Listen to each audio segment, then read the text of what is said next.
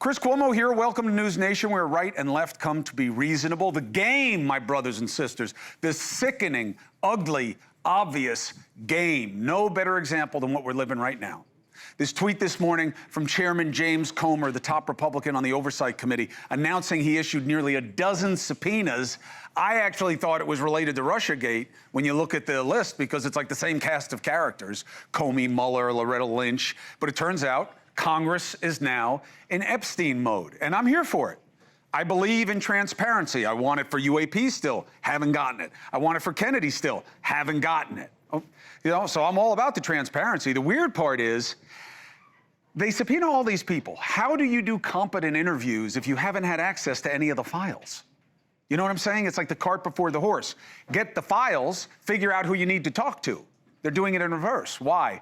Politics. More weird. Comer doesn't want to speak to Epstein's best friend, but he wants to talk to Hillary Clinton? I mean, what does she have to do with this? So you don't want to talk to the president for obvious reasons. What about Alex Acosta, the ex-Trump official who cut Epstein a very generous non-prosecution deal? How about survivors? How about hearing from them about who they say may be relevant? How about the Trump staffers who are now in charge of the FBI, who made big statements about what they knew about client lists and murder, and they're now in positions of power? More weird is, did you know that there's being a play made with Epstein on both sides? So Comer announces the subpoenas, right? But you know what he left out? These subpoenas were actually motivated by the left last month. They demanded that the DOJ release any and all Epstein files. Trump and Johnson, well, Trump didn't seem to want that, or somebody didn't seem to want it, okay? So Speaker Johnson resisted it, okay? Or at least enough to not make it happen. So remember, 3 Republicans sided with the Democrats, and you know you're not allowed to cooperate these days, right? That's weakness. But they did anyway. Why? Epstein matters to MAGA, that's why. So the left may want the disclosure because they think this is bad for Trump, but at least they're asking for all the files to be released. The right didn't like that request because it's bad for Trump, so they made their own request. Instead of asking for everything, they held a second vote after the Democratic vote to depose big-name Democrats. You see what's going on here? It's so ugly, so obvious. Why doesn't the MAGA party want what MAGA promised? Look at this list of people. It's everybody that MAGA loves to hate. Bill and Hillary, Merrick Garland, Comey, Mueller. Now, gotta be fair, it's NewsNation. It's not just Democrats, okay? They're also calling for Trump's former attorneys general, Jeff Sessions and Bill Barr. They were in office when the DOJ opened a second investigation into Epstein. That's when he killed himself or was murdered, if you go deep down the rabbit hole of non-proof. Then we have the play on Ghislaine Maxwell. Congressman Tim Burchett, okay, who's joining us tonight, was able to get the Oversight Committee to issue a subpoena to her so she testifies before Congress. Now, for whatever reason, the right doesn't seem to want her before Congress. So Comer, even though he issues subpoenas today to get to the bottom of Epstein, he actually blocks Congress interviewing Maxwell until her Supreme Court petition to appeal her case is over, in the interest of justice. I keep doing this. This actually means BS. I've decided. It's air quotes, but really it just means this is BS, okay? So then the interview happens with Maxwell and the deputy AG, and we're told that Comer, Mr. I want to get to the bottom of it, is mulling whether or not to release it. Mulling? Why would you be mulling this? Why wouldn't you release it? So what is this about? This is clearly about advantage, just not yours. It's just one side against the other. The left wants everything, so they just want to hurt the Democrats. And then back and forth and forth. The best path forward for the president, I still believe, cut through the dueling doo-doo and put everything out. Everything the DOJ now has, put it out. Redact what you must. Put it out. You promised. Tell the Attorney General to put it all out and start by explaining why she said she had the list on her desk. Go into the DOJ vaults, release what you have. Tell Patel and Bongino to stop hiding and own what they said or change what they mean, okay? Witness interviews, notes and memos, investigative leads that were followed up, investigative leads that were not followed up, the reasons why they weren't followed up. It's all in the files if this was conducted like a normal investigation. We can find out what led to that sweetheart deal that Epstein got back in 2008 from the guy who went on to be a Trump major official at the Bureau of Labor, Department of Labor. We can also get data like surveillance footage, Epstein's computer hard drive. Now, look, I've told you this before, and I'll tell you again. I do not believe there's a client list. I do not believe there was a murder. I don't believe there's a smoking gun connecting Epstein to some partner who's really powerful but being hidden, who did all the same terrible things he did. And I don't believe Ghislaine Maxwell said anything different to the deputy AG. But I do believe in transparency. And Trump's people in positions of power said differently, and they must own it. So the key that we know exists, and could prove me wrong, by the way, which I welcome, bank records. Because this is all about money flow, right? Who gave him money? How did he use his money? What did the money have to do with the women? You know, there's an old investigative term in French, cherchez la femme, find the woman, and you'll find what this was really about. Well, here it's going to be about finding the money.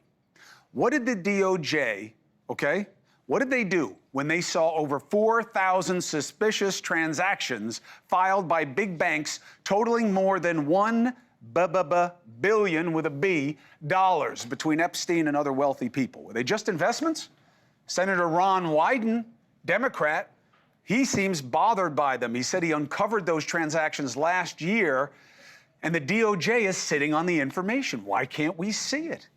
Wyden claims that the transactions show that this sex trafficking network was funded by powerful people. Why doesn't he out them? Everybody seems to know that something's there, but none of them can show it. Was this ever investigated? If not, why not? So let's discuss some pressing matters with people in power and people understanding the use of power. Republican, member of Congress, Tennessee, Tim Burchett. He led the effort to subpoena Ghislaine Maxwell. He helped with the effort to get us transparency on UAPs. This guy is a good one, okay? And member of Congress, Democrat Steve Cohen, both from Tennessee. Good to have you both. Thank you very much for coming on together. Before we begin, I would be remiss. Yeah, Steve, get yourself straight there, all right? You're on NewsNation, all right? I don't know what's going on. I don't know if you were just wrestling or something like that. There's no French term. It's always the opposite side. It's always the opposite side. I mean, look at this guy. Steve, you can fix it. You're a member of Congress. We got to have respect. You look like someone manhandled you before you got on TV. No, You're probably going to blame me. I felt like I did bad. No tie. We go casual here. Sports shirt. So let's do the right thing here. Tim, yes, do you know where you are right now? Are you okay? Yeah, I'm in Knoxville, Tennessee, brother. I had a little injury a week I understand ago, you got kicked in the head by a horse. Is that true? Got kicked in the ribs, a little higher. Now you and Steve would be talking about what a good man I was and rushing to name a bridge after me. No, I got kicked in the chest. I broke a rib, and Steve will appreciate this. He knows how tight I am. My wife said, honey, we're going to get an ambulance. I said, honey, I don't want an ambulance. That'd cost too much money. But besides, by the time I get there, the press would be pulling me out of the ambulance. And so we loaded up the Bronco, and she drove me to the hospital. So First, there you go. No joking around. Thank God you're okay. As soon as I heard about it, I reached out to you. I know you did. You are a tough mutt taking a kick from a horse. I don't even think I could have one step on my foot and survive it. So God bless that you're okay. You got lucky, my friend, and I'm good to have you. I'm very lucky. All right, second thing. I want to talk about a situation that you guys need to do something about. I just don't know what it is. Did you hear about what happened in St. Louis, Steve? These Jews obviously targeted. Their vehicles obviously targeted, destroyed. You see the message, the graffiti right there. We keep hearing more and more about this, and I have this sneaking suspicion this is going to be one of those deals where nothing really happens until something absolutely horrible happens. So what is it that Congress can do to deal with the obvious rising tide of anti-Semitism in this society? Well, I mean, we need to. We've got a new person to replace Ms. Lipset, who's looking at anti-Semitism, looked at on the Biden administration all over the world. And I think Trump's got a good person there. As far as police work, there just needs to be more and more money for secure facilities at synagogues and churches that have been threatened or been attacked. and they need to have protection and money to have protection and security patrols. And they didn't have enough money in the budget as much as was requested by the Jewish groups. That needs to happen. And this war needs to get over. Much of this anti-Semitism is because of the war. The hostages need to be released. Israel needs to end the war and stop having troops in Gaza. Hamas needs to go. They started on October 7th, but it needs to end. Hostages need to come home. Gazans need to be fed, and we don't need to be having any kind of questions about the health conditions of the people in Gaza. Tim, what would be the major adjustments you would make to our policy vis-a-vis that conflict? I'm disappointed in our public colleges and institutions that allowed this to go on. You see Jewish kids not being able to get to classes. I mean, they violate their Steve's the attorney, I'm not, but they violate their constitutional rights. That's why I went to our speaker and said in a closed-door Republican meeting, it's pretty well documented, what I said was these Jewish folks are being targeted, man. We got to start looking after our own members. I worry about Steve. I worry about some of my other buddies across the aisle and on my side of the aisle that are the Jewish faith. And I told the speaker, I said, you better start doubling it up for those guys because it's coming, and we better be ready for it. All right, now let's talk about what we're talking about instead of talking about things that matter, which is Epstein all the time, but with no disclosure. That's the part I don't get, Steve. I do not believe in the good faith of your party's interest in the Epstein files, okay? I'll be completely transparent. I'm not disparaging you, Steve, never have. But you guys had plenty of time to make this a cause. It wasn't until it seemed to be bad for Trump. But at least you guys are asking for the files. What is your understanding of why nothing has been released? I'll start with you, Steve. First of all, Chris, I was on Judiciary Committee. I'm still on Judiciary Committee, and I questioned Bill Barr when he was Attorney General about Epstein and about how it was so convenient that his prison guards weren't watching him at the time and his convenient death. I questioned FBI Director Wray about what was found at Epstein's townhouse, what was the movies, the films, whatever they got out of the safes, whatever they got out of the townhouse, and the raid. And he didn't give me a satisfactory answer and didn't give me an answer. So I was the only person in Congress for 8 years who brought this up, both to Barr and Wray, who knew about what was taken out of the townhouse. What was taken out of the townhouse should be released too. And I guess that's part of the Department of Justice, as part of their records, and that should be disclosed. But that's what I think is the smoking gun. There were films. Epstein had cameras in his townhouse where he had secret films taken in several places. And I think he probably extorted people. You're right, but I don't know that those tapes are a smoking gun. And again, I am suspicious. I don't think there's a client list. I don't think there was a murder. And they may not give you satisfactory answers, but, you know, ignorance is different than having the arrogance of a cover-up.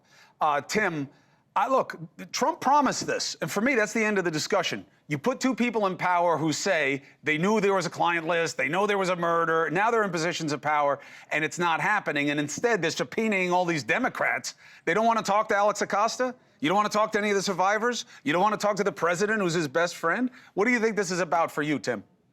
I don't think he's his best friend. I think it's pretty well documented. He banned him from Mar-a-Lago 15 years ago before he suicided, was allowed to commit suicide, which I actually tweeted about. I remember I was at the beach, and then 15 minutes later, somebody said, Burchett, you're a modern-day prophet. And I said, why is that? And they said, just found Epstein, he killed himself. And I said, there ain't no way he killed himself. And I still don't believe he killed himself. I don't care who tells me otherwise. But, yeah, I asked for to bring in Miss Maxwell. She's the one that holds the keys to the kingdom. She knows everything. And is she a liar? Maybe. But if she lies, she goes back under original sentence. And I don't agree with lessening her sentence or giving her anything other than the end of a rope to be hung. I don't care for any of those people. I'd send them all to hell.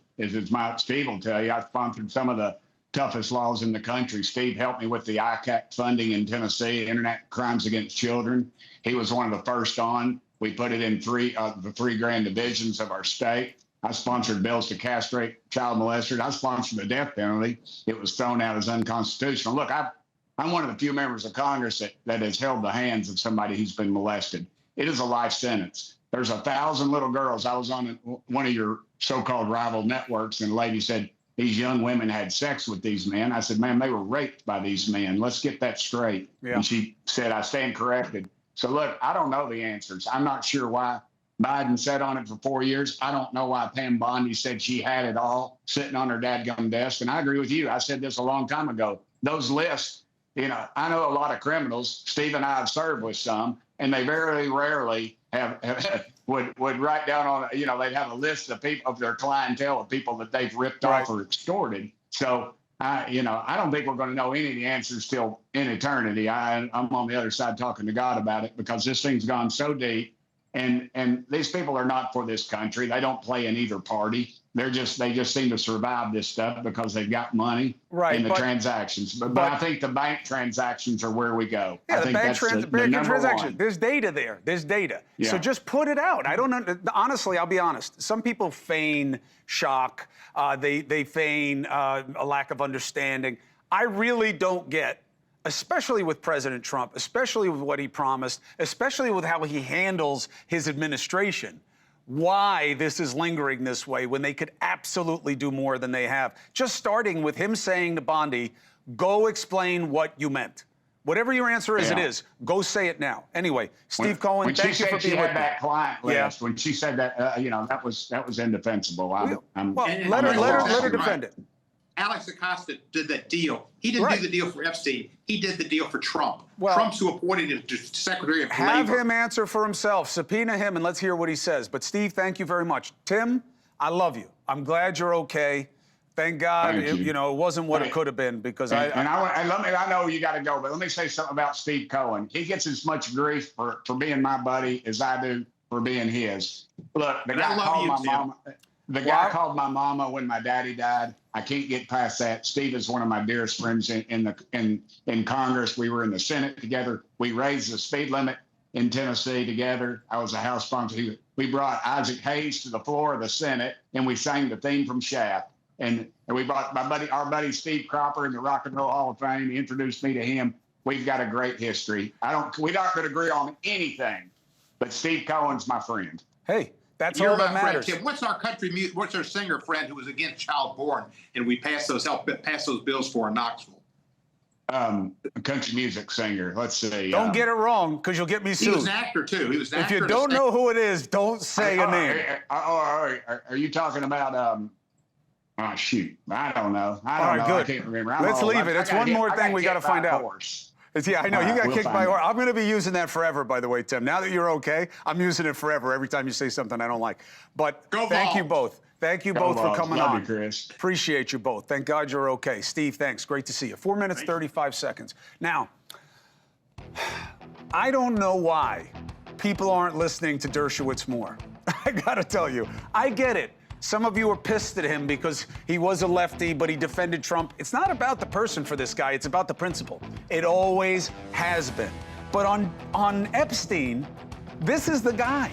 He was interesting to you when he was falsely accused. But now when he tells you what he thinks is and is not true, and where to look and where not, people aren't listening to him. He's going to come right now after this break and tell you once again what is worth your curiosity, what is not. Next.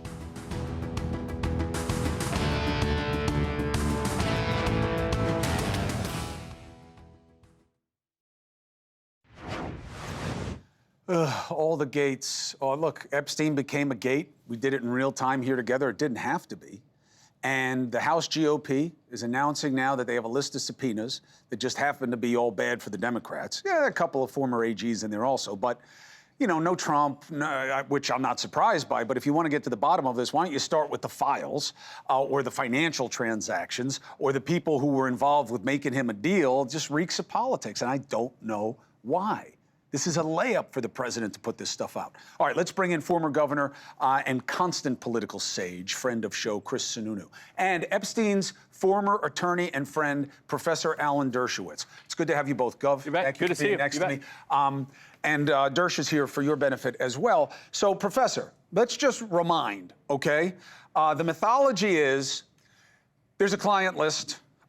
He was getting underage girls for a big list of powerful guys, American and foreign.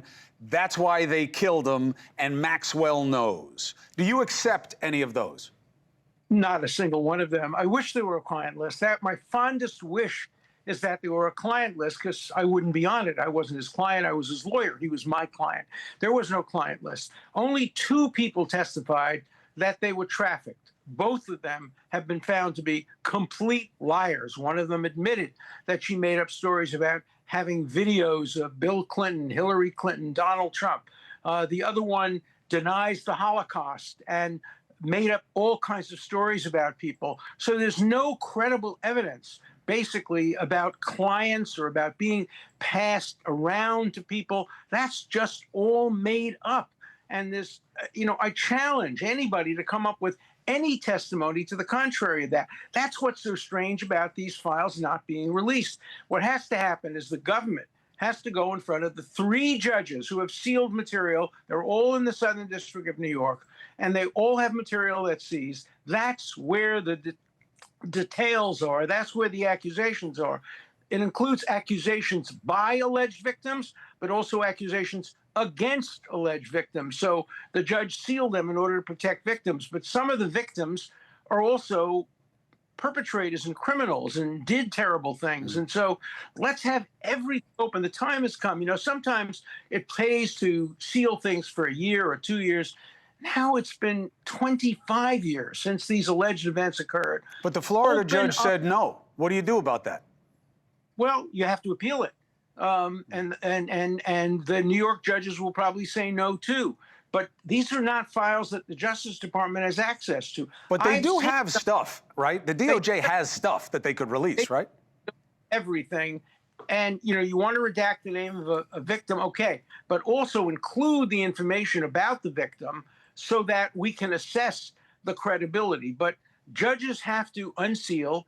The Justice Department has to reveal everything it has in its file that is not subject to sealing, and then let the public, let the media go dig deeply into these people, and let's get the true story. People who are innocent have nothing to hide. I hear you. Gov, the financial transactions that Wyden came up with, 1 billion of them. Yep. Now, there's a clip going around, not for you guys, but you may see it on social media that says Trump was connected to $1 billion of transfer. That's not true. Okay? No. Wyden found Treasury Department records of about $1 billion going to Epstein, who was in the money-moving business. Right. But that may be how it was financed. Why don't you release them? Release everything. Look, I just want to say... Why aren't they? Help us understand. This is your team. Look, as a governor, I can tell you I've had conversations with my attorney generals where they say, look, we can't do this because we may prosecute someone down the road, and we don't want to open up evidence, and we don't want to have to backtrack on something that we may want to see. There's all these lawyering reasons why you may not want to do that, but I think Dersh is 100% right. You got to rip this Band-Aid off. You need to put everything out there, and America is going to accept nothing less, by the way. And the time has passed, and you can redact those victims' names.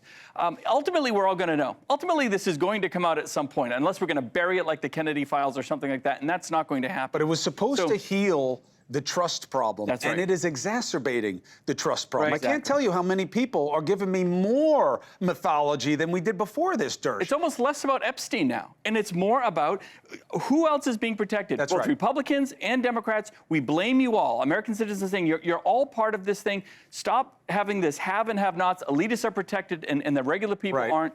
Open it all up and show once and for all that all Americans are going to be treated fairly. Why does this keep happening to Trump? Dersh, I'm not making him a victim. I'm saying he says I'm going to release the UAP stuff. Biden was an idiot. Then he doesn't. Gives us the same thing he did. JFK, we're going to release everything. It's all coming out this time. They hoodwinked me the first time, Pompeo and those guys. Not this time. Nothing happens. Now it's this. He says I have nothing to worry about. I knew the guy, but I never had anything to do with the disgusting stuff. And as soon as I found out about it, I blocked him from my club. So then why isn't he saying I don't want to hear anything else? Put it out. He's wrong. I don't know why he isn't leading the campaign to put things out. There's nothing in there. I know what's in the files. There's nothing in there incriminating in any way, as far as I know, about Donald Trump or about... What about Clinton? No, I think, look, I was part of a conversation. I was at an event at the home of Caroline Kennedy on Martha's Vineyard. President Clinton was there. He was then president. The Secret Service handed Clinton a phone, said somebody wants to talk to you. We walked away 15 minutes. We thought it was about national security. He comes back to the table and he says, Alan, somebody wants to say hello to you. He hands me the phone. It's Jeffrey Epstein. So I can testify that Bill Clinton knew Jeffrey Epstein, of course, knew him well enough to have a 15-minute call way before any of these allegations came out. But there's nothing in the file to suggest that he did anything wrong, that he was ever on the island, that he ever had anything or did anything improper. But everybody wants to point the finger at somebody else. And look, I agree with the governor. This is not going to go away. Mm-hmm. And the excuse that we're going to prosecute somebody, the statute of limitations is mostly over. And even if you are, sacrifice that. The Americans' public's right to know, need to know, in this case comes first. Mm-hmm. Everything should come out, and the president should lead the campaign and start tomorrow saying, I'm ordering my attorney general to go in front of every judge, seek everything out there, and let's put out the Maxwell interview. The interview alone, the transcripts alone will start. But so I have a quick question for Dersh. Is it, now that these subpoenas have been released, is it practical to think, because America is thinking that all these individuals from Hillary and Bill Clinton onwards are going to have to sit there before Congress in open public testimony and testify because of these subpoenas. Is that actually how it's going to play out? Because I don't think so. And I think there's, again, another anticipation of something happening that is going to fall short of America's expectations. Well, certainly Congress has the power to subpoena all these people. None of them have privileges. They're not going to assert Fifth Amendment. They're not going to assert executive privilege. And so they're going to have to testify. But the testimony is going to be pretty darn boring. Yeah, I wrote him a card. By the way, the New York Times had a story today about people who sent him a card for his, I think, 60th birthday. Years later, after all the dirt came out, Trump's not among them.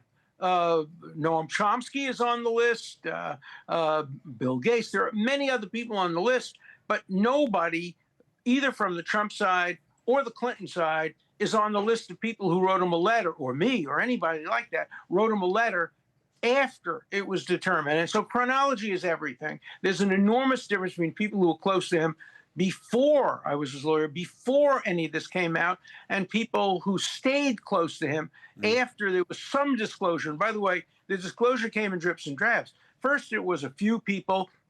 By the time he was indicted, just before he committed suicide, that's when we first learned that it was hundreds and hundreds of people. And I don't think very many people stayed close to him after that.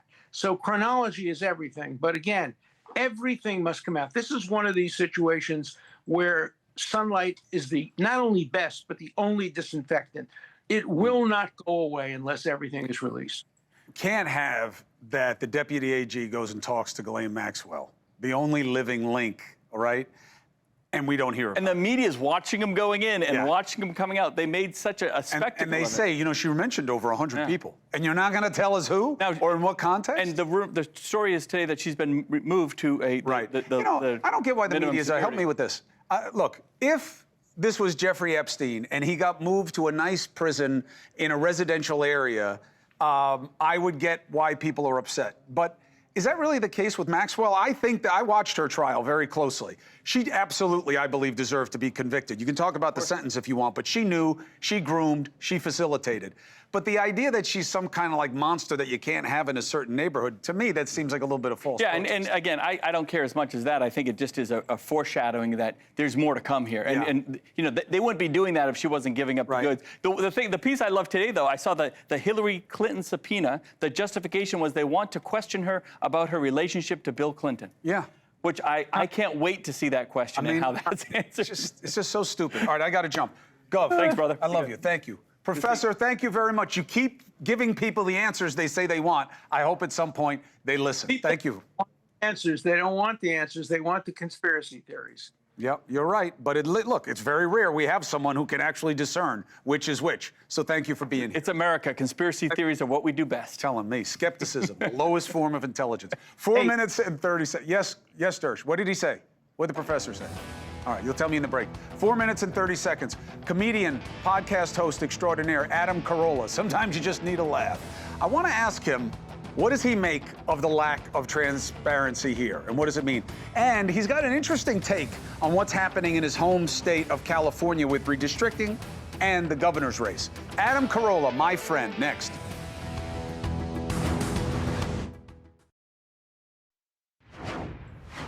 All right, let's bring in my friend Adam Carolla. We want to subpoena Hillary Clinton to ask her about her relationship with Bill Clinton in the Epstein matter. Of all the cockamamie requests, why hasn't the Trump administration put out the files? I don't know, because there's only one logical conclusion, or maybe not one, but of course every detractor is just going to say that's because he's in the file. I mean, it's basically the cop pulls you over, he says, pop the trunk, and you say, no, and he says, what's in the trunk? And you say, nothing's in the trunk, I'm not going to pop the trunk. Well, anyone listening to that story thinks there's a body in the trunk. And maybe there is nothing in the trunk, or in the trump, in this particular case, but anyone listening would go, then why not just pop the trunk? We got to be missing something, you know? This doesn't make any sense. Everybody keeps telling me, look, you know, everybody's looked at it. If there was stuff about Clinton, if there was stuff about Trump or any big power, it would have come out because that's great fodder for an investigation. If it's true that Epstein was killed to keep him quiet, then why didn't they kill Maxwell? It's so easy to shoot down this stuff, but you keep hitting the same wall. Why won't they put anything out, Adam? They've put nothing out.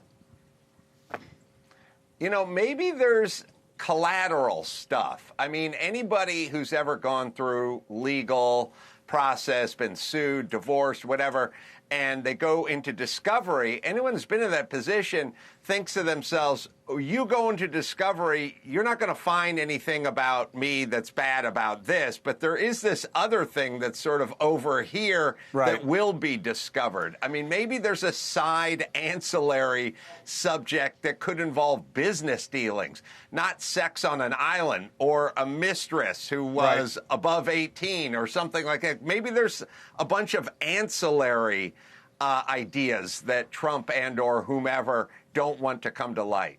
But what about at least having Bondi explain what she meant when she said, I have the client list in front of me? I mean, that's pretty easy to correct. Yeah, I agree. You know, first thing, you want to manage expectations, and you just don't want to oversell and then Too late. Disappoint. You know, yeah, Evel Knievel's going to jump over 50 school buses, and then there's one donkey between the two ramps, and you get there and you go, what the hell? Yeah, overpromise, underdeliver. Yep. Look, I don't get it. I don't mean to indicate anything about anybody because I have no basis for it. I'm just saying, if I were in their position, I would have the DOJ take boxes like they did with his taxes, where we all had to hire tax experts to tell us why all 50,000 pages didn't mean anything. Just put out whatever paper you have. All right, now, to something that's not getting the attention because of Epstein. Redistricting is everything. The reason you have a 95% retention rate for incumbents, even though they're like at a 20% approval rate, is because of districts, right? They're all locked in. Doing it mid-decade is unconventional. So California is trying to counter Texas with dueling redistricts. And it's no coincidence to me that everyone on the left is pissed about Texas and everyone on the right is pissed about California. Isn't that the problem? Yeah, Jerry's the last name of a vice president from, like, I don't know, 1814 Elbridge Gerry. or something. So this stuff has been going on for a little while, obviously, in this country. You know, for me, the left does stuff, the right does stuff. The left gets their panties in a bunch and they get offended. The right gets sort of angry. Let's just assume both sides are going to do everything they can possibly do. Marcus of Queensberry is gone. There's no more rules anymore. It's all-out warfare. And with that in mind, my feeling is that's a given now because it's game on. What the Democrats need to do is start providing some policy that is more than just complaining about foul. It's like they're a basketball team who's just flopping. Their strategy is to fake fouls and to flop. And my thing is why don't you get a dry erase board, draw up some plays, and start scoring, start winning, start running plays. That's what the people bought tickets, are coming to the arena. They want to see you guys execute plays, not flop. Because they don't have the ball. They're not on the field, or whatever metaphor you want to extend. The Democrats are out of power. Now, I do agree that there is space for better ideas about what they would do, especially heading into the midterms with regard to two major things. One, the big, beautiful bill. Adam, it is not skepticism or idle curiosity that tells us that there's a reason the administration doesn't talk about that bill all the time, or really even the economy. They'd rather fire people who do the labor statistics than deal with the labor statistics. That's the avenue of opportunity for Democrats, to talk about the economy and what this bill did and who it did it to. That's a space, even if they're not in power. Yeah, I agree. But whatever it is, pick some bone that has some meat on it. Stop flopping, crying foul, and being a victim, and get on the offense and start laying out policy. I'm with you. Now, here's the problem. We're heading into the midterms in a few months. You're going to have Russiagate going. You're going to have Epstein never going away. What do you think the midterms are about? Yeah, well, I think it'll be a referendum on Trump. I mean, obviously the Democrats are going to, sling as much mud as they can and try to say he's doing a bad job. The Republicans are going to say he's doing a good job. And, it depends. Like, can they stop the Ukraine war by then? Can they get hostages back from Hamas by then? There's a couple. Can we lower the interest rates by then? It's going to be a couple of wins or a couple of losses, and I think that's the way it'll go. Yeah, it's all rigged. I hate when people say that about our democracy, but these districts, this is a cancer that we've allowed to spread. And they're supposed to do it by panel in California. He's going around that Newsom to show that he can play just as much of a trickster as they can in Texas, but what they're doing is dirty. At some point, this system's got to be blown up. We got to do better than this. Adam, thank you for watching it in real time with me. Always appreciate you. Adam Carolla. Funny, thanks, brother. Smart, good. 4 minutes, 15 seconds. Hey, you matter most. You want to ask me something? 844-968-7720. Let's get after it.